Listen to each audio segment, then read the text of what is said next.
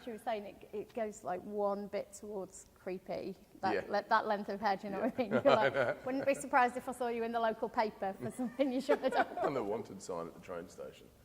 What's he doing? Good. Okay, so we're doing the international generic. So this is going to be going right back to the beginning, covering a lot of the same ground. Sure. So these people haven't heard anything from you yet. Okay. So, what can you tell us about Billy Lee? He's a cult leader. He is a very manipulative human being. He's quite charismatic, which was essential, I think, for, in my research, looking at cult figures and people that manage to, control the masses of people and get, many, many people to follow them off the path of normal travel into some, off the grid, strange sort of existence. It had to be a charisma. It had to be a sort of the sadistic sort of sense of humor, and but also it was, a true sort of manipulation and a power trip. He's a sociopath, the guy. He's self-absorbed, and he may, claim to be helping and giving the answer, but that's just an opportunity for him to feel responsible for, helping everybody, which in turn is just a big old boost for his ego. We wanted to highlight the sort of toxic masculinity in the world, and so there was overtly sexual attitude about the guy. He, I think, is probably a sex addict. He's probably an addict and addicted to power, addicted to control. So the way he kind of moves and speaks, there was one of the sort of musicality to the cadence, and have it be sort of somewhat alluring. And then he has his shirt open most of the time, and again, that was about really just kind of power. It was about I'm self-assured confidence, and I'm going to put this right in your face too. And he was in people's space. There was no care for personal space of others. He would go right up in there and speak that little bit closer than normal, and say all sorts of things that people didn't want to hear, but often were true. He was able to kind of locate and pinpoint that vulnerability and exploit it. And can you set the scene for us in terms of what is Bad Times at the El Royale?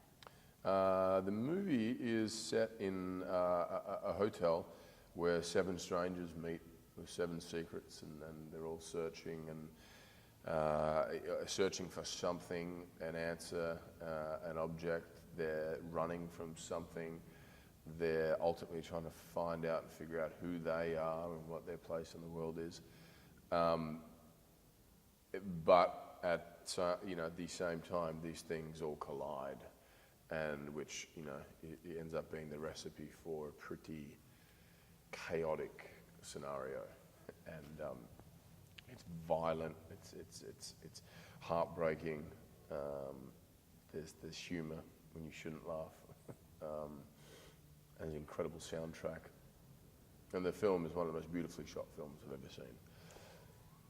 And how did this role come your way? I'd known Drew Goddard from Cabin in the Woods that we worked on years ago. We'd stayed in contact, and I was just waiting for an opportunity to work with him again. This film came up, I heard it was out there, immediately rang my agent and him and said, "Why haven't you offered this to me?" And I read it and straight away said, "Yep, let's go," and never looked back.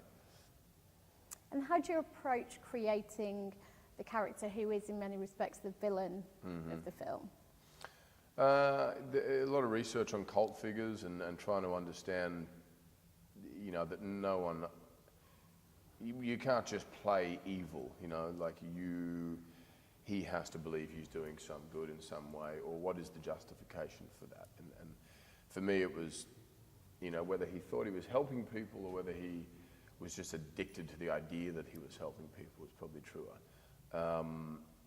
And so I wanted to create someone that had a charisma that was alluring and attractive, a physicality and a movement that was incredibly confident and at ease with things. There was a sort of fluidity to the way I wanted to move and the cadence vocally. And then it was about, you know, collaborating with Drew on set and seeing how far we could push it and how unexpected this could be.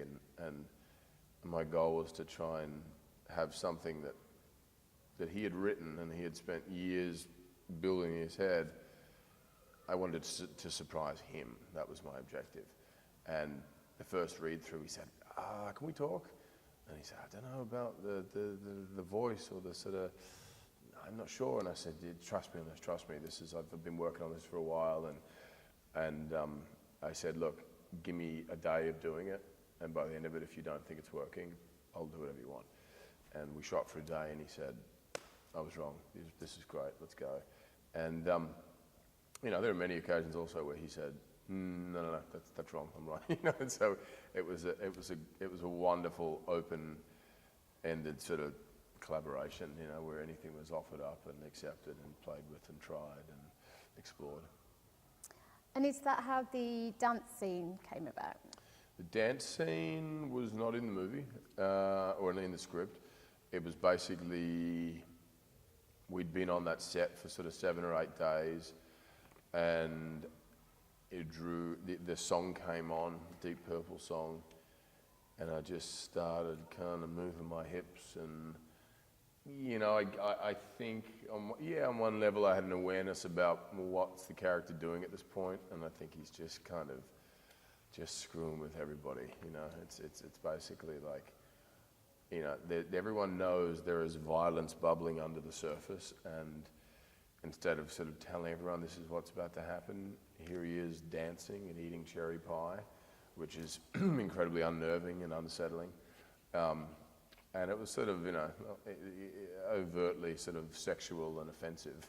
and I think that sort of just is who that guy is too. Many of your scenes are with Cailee. How, can you talk a little bit about her as an actor? She's incredible. Amazing vulnerability, very wide-eyed sort of awareness and sort of constantly searching for what else and just consuming everything around her. You know, she's at that point in her career where it all is so new, and I've seen, you know, people, and I've probably done it, you know, early in your career, kind of thinking you've got the answers and coming in with it. She certainly had an opinion and a well-prepped character, but was eyes wide open, ready just to go, okay, what else can we explore? What else could this be? What's our collaboration? And would kept sort of checking in with me about why, what is it they like about each other? What do you think they give one another or complete? And you know, on one hand, the film, you could look at it and say that, you know, my character is controlling this young woman, but we kind of came to the understanding that actually she kind of runs the show. He is lost without her, which is his, you know, she is his motivation for coming in and doing what he does in such a sort of violent way and an abrupt sort of dramatic way. And at the other end of the scale, you have Jeff Bridges, who has made some of the greatest films of all time.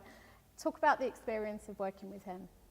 Oh, it's so wonderful. You know, I've worked with a few people of that level, you know, where all you hope for is that they're kind and open and welcoming, because, you know, you have these people up on a pedestal. You know, I admire them so much and have been such a fan of his. And you know, he's one of my heroes, and I'm like, don't let me down, don't break my heart. You know, and the first day on set, he came up, big hug, kiss on the cheek, and said, I'm so excited to work with you, it's going to be so much fun. And so instantly that was just like such a kind of relief. And yeah, the kind of, you know, you're working with people like that, and midway through your coverage, you're kind of watching going, oh, how's he doing that? That's interesting. Hang on, the camera's on me, I've got to get back on track. You know, they're distracting how good they are. And they'd all been going a few months by the time you joined. What was that first day on set like? Tricky, you know, because you can't, I'm in the middle of a 4-month shoot now. I'm sorry, I'm 3 months into a 4-month shoot at the moment. And it's kind of the worst time in a film, because it's right when everyone can see the finish line, but it's still 4 weeks away. And you kind of, everything's just feeling too familiar. You've had all the conversations you're going to have. You're tired, you're exhausted, you just want to, you just want to finish. And I came in on month 3 of a 4-month shoot and was well aware that that's how everyone was probably feeling. So I was certainly a little nervous coming in then, but I don't know, just sort of, it probably forced me to go a little bigger with everything and just kind of, I don't know, lift the energy or try to kind of go, okay, you've really got to contribute here, especially at this point in the game and this point in the schedule. And that was a lot of fun. I don't know, if I'd shot sort of week 1, I might not have had that kind of energy. I don't know.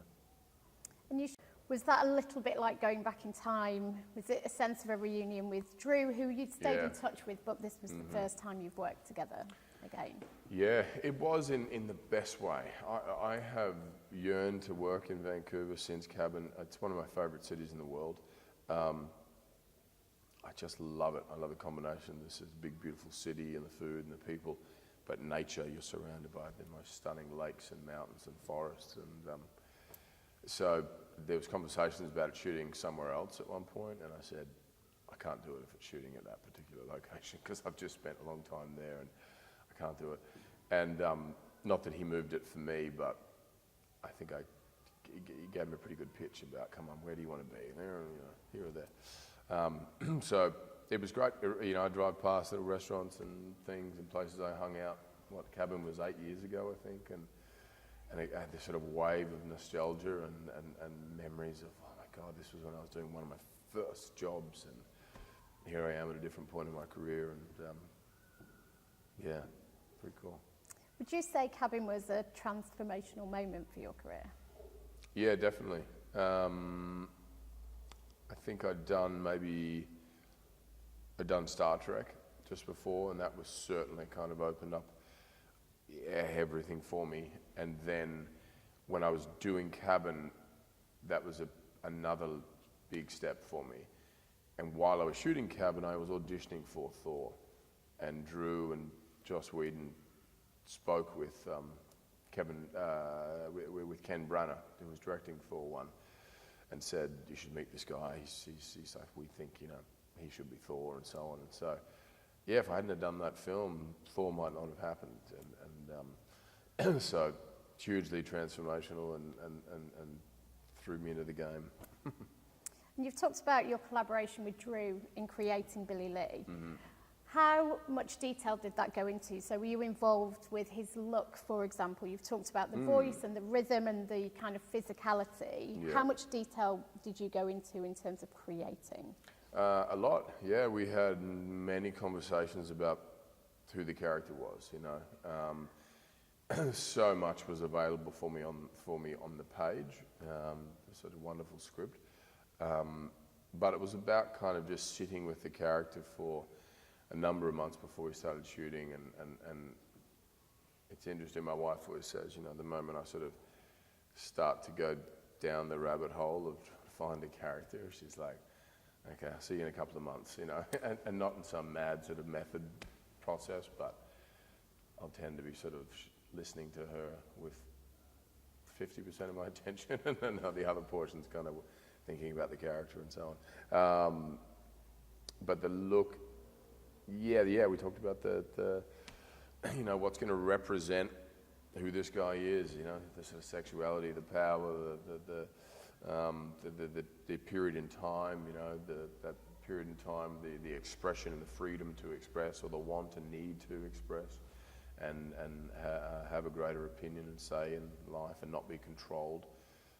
Everything about him sort of, I think, represented that. He wasn't going to conform to anyone else's rules.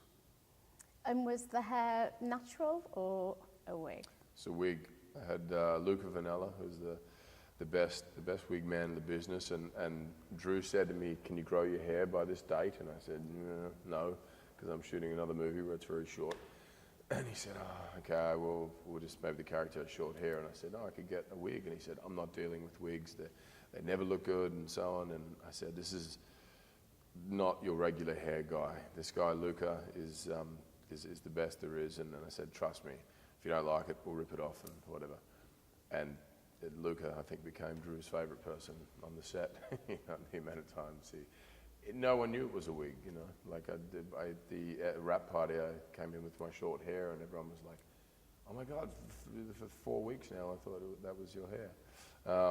So, you know, that's a Luca Vanilla talent. He's sitting over there. Give him a nod. What do you think this film represents in terms of original cinema and the importance of original cinema? I think it's, you know, being able to take our time to build characters, and, you know, we all have a large dose of sort of ADD these days and inability to sort of sit still and listen for too long, and this kind of forces you to go, no, just sit down, watch, pay attention, you know. And I find the second, third time you watch it, you notice more and more details.